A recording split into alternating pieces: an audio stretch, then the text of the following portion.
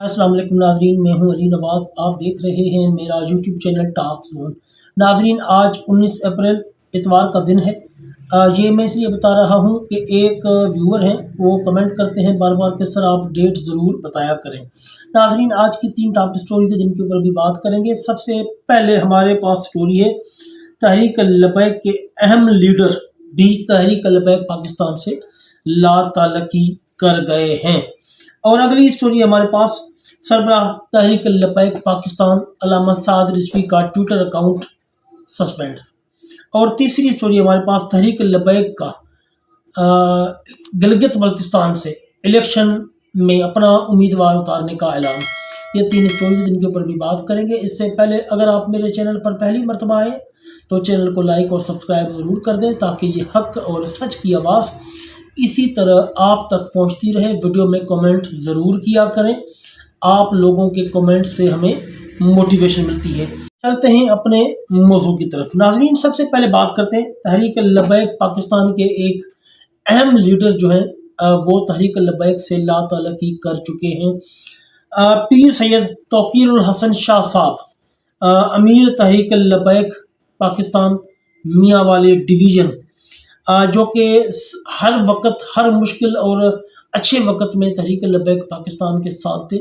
उनकी तहरीक लबैक पाकिस्तान के लिए बहुत बड़ी खिदमात हैं और वो मियाँ वाली डिवीज़न के अमीर थे और सानिया मुरीद के वक्त भी वो अपनी क़यादत और कारकुनों के साथ शामिल थे और वहीं से उनको गिरफ्तार भी कर लिया गया था।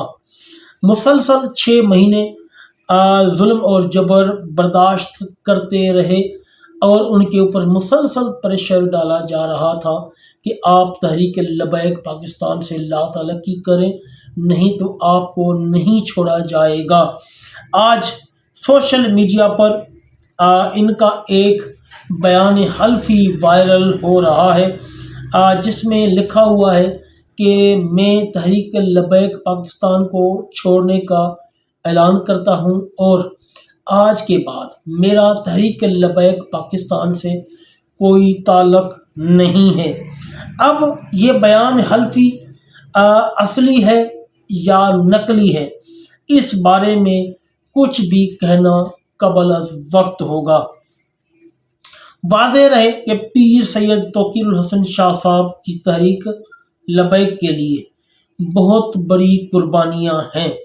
इसलिए तहरीक लबैक मरकज़ की तरफ से भी एक पोस्ट मैंने देखी है जिसमें उन्होंने अपने कारकुनान को और सोशल मीडिया एक्टिविस्ट को पीर सैयद तौकीरुल हसन शाह साहब की किरदार कशी के लिए सख्ती से मना कर दिया है या उनके खिलाफ किसी भी बात करने से मना कर दिया है कि आप उनके खिलाफ कोई भी बात ना करें।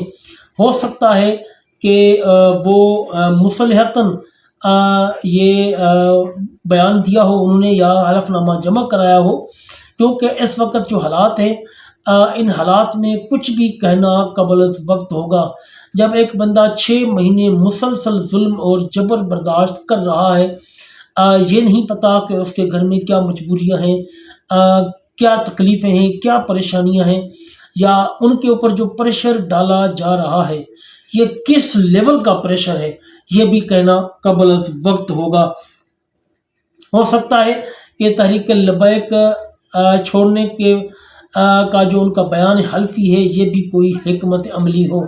इसलिए तमाम कारकुनान से मरकज़ ने ये रिक्वेस्ट की है कि इनके ख़िलाफ़ कोई भी बात ना की जाए, क्योंकि इस टाइम पर हर बंदा जो है वो समझे कि परेशानियों में है, तकलीफ़ों में मुब्तला है, क्योंकि इस टाइम पर क़यादत भी मौजूद नहीं है, वो भी जबरी गुमशुदा है। इसलिए आप किसी भी ऐसे बंदे को जो कि इन मुश्किल हालात में अगर तहरीक लबैक को छोड़ता है तो उनके खिलाफ कोई भी बात ना करें, क्योंकि हो सकता है कि इसमें कोई मुसलियत हो और कल जब दोबारा पार्टी मैदान में आए तो हो सकता है कि उनकी वापसी भी हो जाए। इसलिए अपने जज्बात पर ज़रूर कंट्रोल रखें। नाजरीन, अगली बात करते हैं सरबराह तहरीक लबैक पाकिस्तान का जो ट्विटर अकाउंट है, ये हुकूमत पाकिस्तान की रिक्वेस्ट पर ایکس انتظامیہ نے سسپینڈ کر دیا ہے۔ سربراہ تحریک لبیک پاکستان علامہ سعد حسین رضوی کا پرسنل ٹویٹر اکاؤنٹ، جس پر انہوں نے اپنی آخری پوسٹ 11 اکتوبر کو کی تھی، اس اکاؤنٹ کو حکومت پاکستان کی درخواست پر ایکس انتظامیہ نے سسپینڈ کر دیا ہے۔ پاکستان کی پنجاب کی تیسری بڑی سیاسی جماعت اور پاکستان کی چوتھی بڑی سیاسی جماعت کے سربراہ کا ٹویٹر اکاؤنٹ اس طرح سسپینڈ کرنا یہ کچھ سمجھ سے باہر ہے، اور اہل سنت کی سب سے بڑی دینی جماعت کے سربراہ ان کا اکاؤنٹ سسپینڈ کروانا یہ کوئی سمجھ آنے والی بات نہیں ہے کہ حکومت کو اس سے کیا پریشانی تھی، جبکہ علامہ سعد حسین رضوی آلریڈی جبری گمشدہ ہیں، حکومت کی تحویل میں ہیں، تو پھر حکومت کو کیا ضرورت پیش آئی تھی کہ اس نے علامہ سعد حسین رضوی کا ٹویٹر اکاؤنٹ بھی سسپینڈ کروا دیا ہے۔ حکومت کے جو یہ احکامات ہیں یا یہ جو حکومت کے کام ہیں یہ بالکل سمجھ آنے والے نہیں ہیں۔ ہم اس کی پرزور مذمت کرتے ہیں، کیوں کہ کیا یہ اظہار رائے کی خلاف ورزی نہیں ہے؟ یہ ایک سخت ترین قدغن نہیں ہے اظہار رائے کی آزادی پر؟ یہ جو ہم دنیا پوری میں راگ الاپ رہے ہیں آزادی کا کہ ہماری اظہار رائے کی آزادی ہے ہمارے ملک میں، کہاں ہے آزادی؟ آپ لوگوں سے تو علامہ سعد حسین رضوی کا ایک ٹویٹر اکاؤنٹ بھی برداشت نہیں ہو رہا، جبکہ وہ 6 مہینے پہلے ایکٹیو تھا اور گزشتہ 6 مہینوں سے وہ ایکٹیو بھی نہیں ہے، اور وہ آپ لوگوں کی تحویل میں ہے۔ اس کے باوجود بھی آپ لوگوں کو اس ٹویٹر اکاؤنٹ سے کیا خوف تھا؟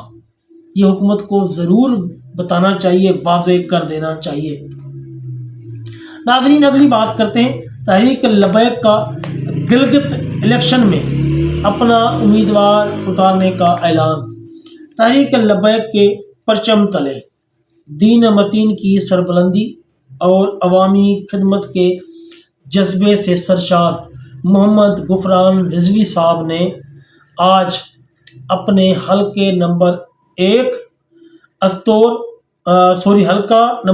ضلع استور GBLA 13 سے اپنے کاغذات نامزدگی جمع کروا دیے ہیں۔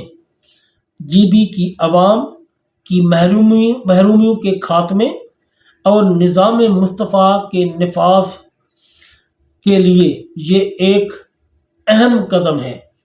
تحریک لبیک مرکز نے اس سفر حق میں گلگت کے غیور عوام سے اپیل کی ہے کہ وہ ہمارا ساتھ دیں اور تحریک لبیک کے جو